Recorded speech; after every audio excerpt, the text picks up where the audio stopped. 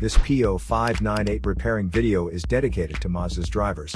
If your Mazda is getting a P0598 error code, this video is going to show you one practical solution to fix the error code at home.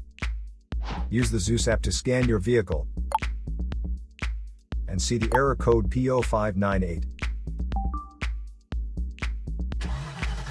This means that the engine's thermostat is experiencing an issue with the control voltage. Here are one of the most practical solutions to fix Mazda's P0598 error code. Method A, the thermostat. In most cars, the thermostat is placed near the water pump on the cylinder head.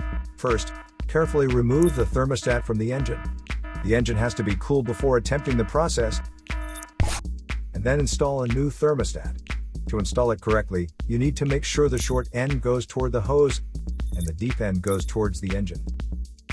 When you install it back to the engine, make sure the jiggle valve is pointed straight up to the top of the engine, so the air can get through the system. So here are one of the most practical solutions to fix Mazda's P0598 error code. After the repair, you can now use the Zeus app to clear the error code. And tap the rescan button one more time to make sure everything is fine with your vehicle.